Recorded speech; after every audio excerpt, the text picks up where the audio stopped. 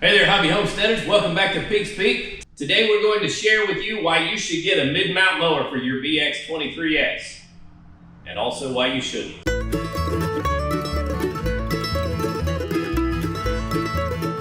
Well guys, it's raining today and I need to mow my yard, but I can't, so I decided today would be a good day to share with you some information about the Kubota BX mid-mount mower system. Now, there's a lot of debate online about whether you should drop the $3 grand for a mower deck for your BX tractor, or whether you should go ahead and buy a dedicated lawnmower or zero-turn lawnmower. And there's as many opinions as there are guys to give them. So I'm going to share with you just my experiences with owning the 60-inch mid-mount mower for my BX23S. And I'm going to share with you some of the reasons why I think it was a good move for me to get the mid-mount mower, but also why there are many situations where it's probably a good move for you to buy a zero-turn or a dedicated lawnmower.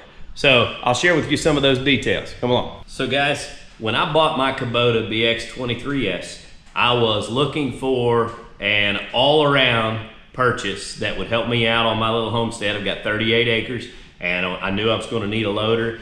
I knew I wanted a backhoe, and I also had no lawnmower to take care of the yard.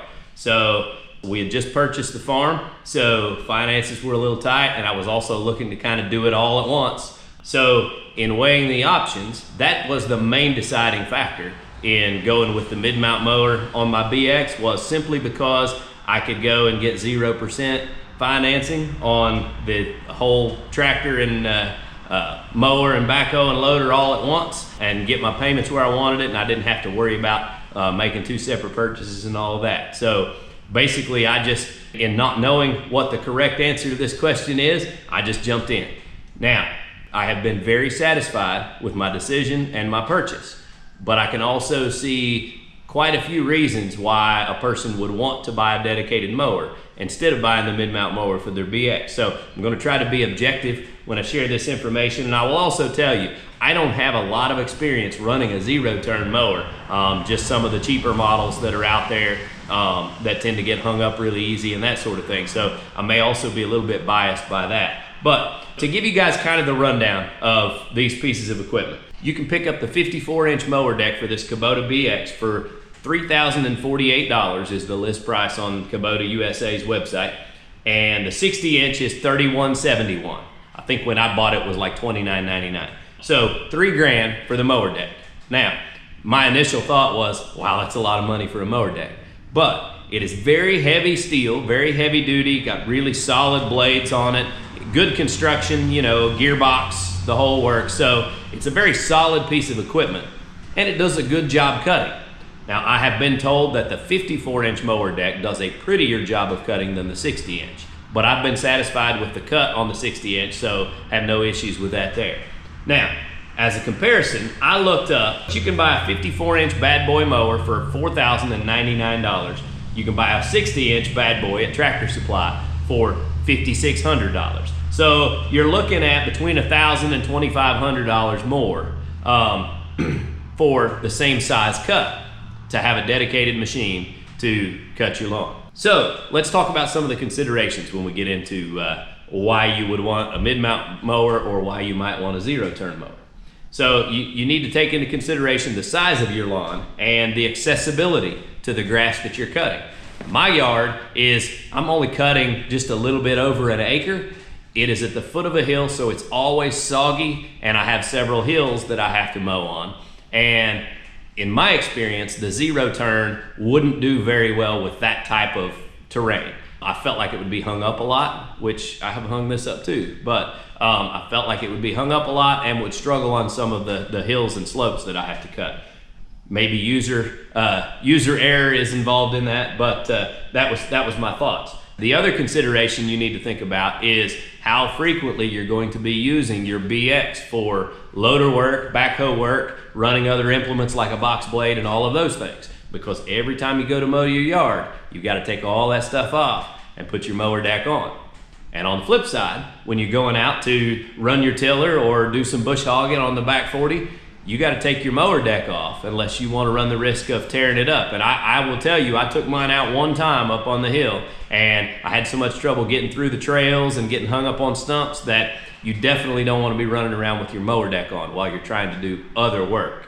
So you got to think about how often you're going to have to take your mower deck off and put it back on. For the last 2 years, every week when I mow the yard, I put the mower deck on, and when I'm done, I take it back off because I know I'm going to be using my tractor for other things. And that's a lot of extra work. It doesn't take very long. It's a great process that they've got, but it still is extra work, and the mower deck is heavy. So that's something to consider. Now, a lot of people want to make the argument that you should buy a cheaper piece of equipment to keep the hours off of your BX. And that may be true if you have an enormous yard, but in my case, I find that I put 30 to 40 hours a year of mowing hours on my machine. So 300 to 400 hours in 10 years doesn't seem like a big deal to me. That's no hours for one of these machines. So that to me is not really a concern. Might be to you, that's just a matter of opinion. So tell you the things that I like about the mid-mount mower. The mower does a good job of cutting. It's perfectly adequate. I wouldn't say it's a professional grooming job on the yard, but it does a good job. It's very heavy duty. It's very easy to maintain. The grease fittings and all of that stuff are accessible. It's easy to take the little covers off and pressure wash it and clean everything up. So overall, it's pretty easy to take care of. The BX does very good with traction, and you've got your diff lock. So it does well in my situation where I have soggy spots in my yard and hills and things that I need good traction on to get around. So that works out good.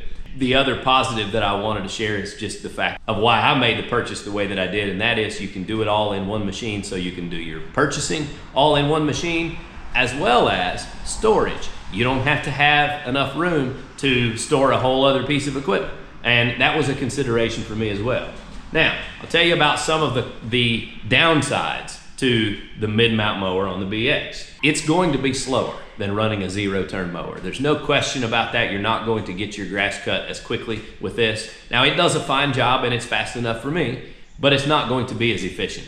Depending on the type of tires you run, which if you run the type of tires that you're going to need to do any other kind of work with your BX, then occasionally there's going to be times when you tear up your grass, especially if you have really soft ground and that sort of thing. I'm the kind of guy that just wants the grass knocked down. I'm not worried about keeping up with the neighbors or making it look gorgeous and striped. So that's not a concern for me, but it will be for a lot of you. So you need to keep that in mind. It's a heavy machine, so it may tear up your yard a little bit. Now, as I mentioned before, one major downside is the removal of your loader and backhoe or your other implements so that you can prepare to mow. I usually figure 5 to 10 minutes to get everything off of the machine and get the mower deck put on before I can ever start mowing. And then when I get done, I kind of do it all again by taking it off and put my other implements back on because I need to use them. Installation of the mower deck can be done very quickly, but it's relatively cumbersome. If you're not in pretty good shape, or if you have back problems and things like that, then unless you get a drive over a mower deck and all of that, then you're gonna get tired of putting the mower deck on and back off.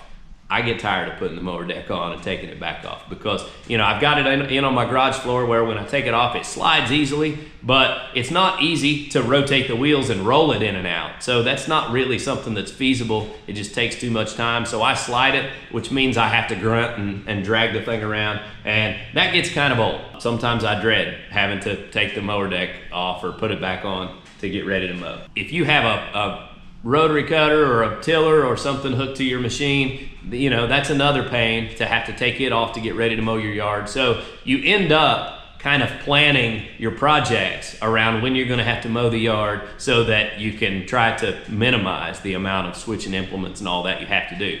So that's a consideration for sure. Now, the pros that I'm aware of owning a zero turn in addition to your BX would be that you're going to do a faster job of mowing your yard, and it's more maneuverable. It's designed for cutting grass. So overall, it's probably going to be a better piece of equipment for just cutting your grass. You will keep hours off of your machine, so if that's something that you're concerned about, then it will also help with that. Now, on the downside, you have the added expense of another machine. It is more expensive, not quite twice as much, but it's more expensive. you have to worry about, you know, either paying for it separately if you've got cash or financing it separately if you don't. You've got another engine to maintain and keep the fluids changed on and keep everything greased and all of that. In my experience, some of the lower end machines, the mower deck is not as heavy duty and durable as what you have on the BX. And so if you're hard on equipment, or if you mow in areas where you're going to be hitting stuff, then you may tear it up more easily than the BX mower deck. I don't believe that a zero turn is quite as good on hills and in mud and those sort of things as the tractor is. So I would kind of consider that a negative in my mind. And then the last negative that I could think of is the fact that you've got to have storage space for another machine. So those are kind of the ups and downs that I wanted to share. So my conclusion, which one's better? Should you buy the mid-mount mower deck for your BX, or should you buy a zero turn or a dedicated lawnmower for your yard? And well, my answer is nobody can answer that but you. Everybody's situation is going to be just a little bit different, and so you've got to decide and figure out what's going to work for you. I feel like the mid-mount mower was the right decision for me overall. I don't mind a little bit of extra work to save a little bit of money, and I also feel like the application that I have here, where my yard's not very big and it's kind of difficult, that the mid-mount mower works well for me. Now, if you have several acres to mow and manicure and you have plenty of storage, you have the resources to buy it, or if your health is such that you can't easily slide around and maneuver a couple 100 pounds to slide your mower deck over and get it ready to hook up, then you may definitely want to consider buying a separate dedicated lawnmower so that you don't have to make those implement swaps. One caveat to that is I've never used the drive-over mower deck system for Kubota, and that may be fantastic. I'm kind of wishing that I had went that route, because I have to think it's probably better than sliding the mower deck in from the side.